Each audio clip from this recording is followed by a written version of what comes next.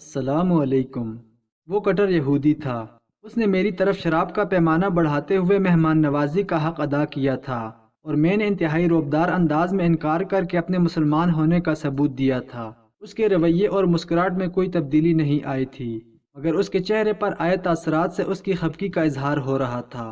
आर्ड warmer से ये मेरी पहली मुलाकात थी। वो ओमान में एक अमेरिकन कंपनी का मैनेजर था और मेरी कंपनी बतौर सब कंट्रैक्टर इस अमेरिकन कंपनी के साथ काम करना चाह रही थी। उसने मेरी कंपनी के साथ तमाम शराइत तय करने के बाद मुआहदा कर लिया था और इसके बाद हम दोनों के दरमियान एक दूसरे से ज़ाती नौयत के सवाल और जवाब शुरू हुए। तो उसने मेरे सामने कुरान करीम की सूरह बकरा की आयत नंबर 219 को अपने मतलब की हद तक पढ़ा और कहा कि कुरान करीम में शराब के मुतल्लक दुनियावी फ़ायदे को तस्लीम किया गया है, इसके बावजूद मुसलमान इसको हराम क्यों कहते हैं।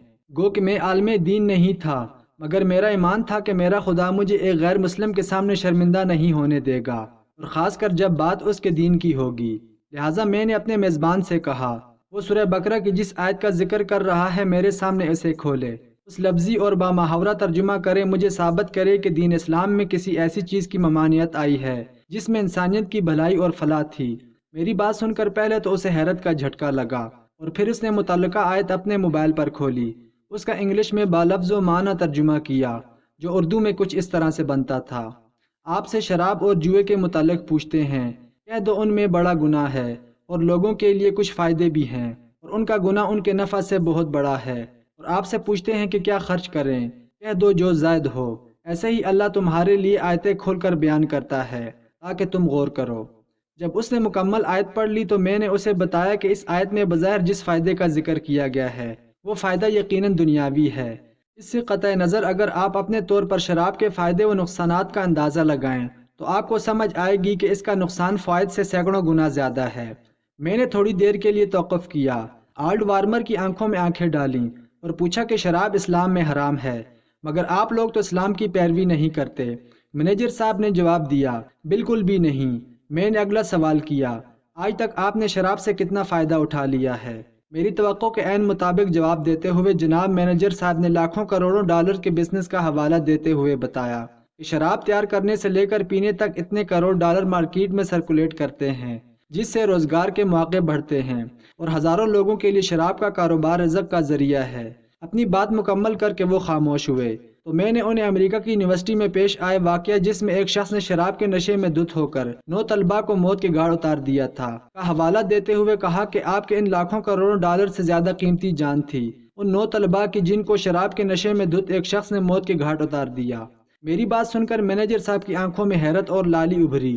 यकीनन वो एक क्लीन शेव और जदीद तर्ज की जिंदगी जीने वाले इंसान से ऐसे जवाब की तवक्को नहीं कर रहे थे। उन्होंने मेरी बात का जवाब देने के लिए होंठ आवे किए। मैंने माजरत करते हुए कहा, मेरी बात अभी ख़त्म नहीं हुई, जिस पर वो खामोश हो गए।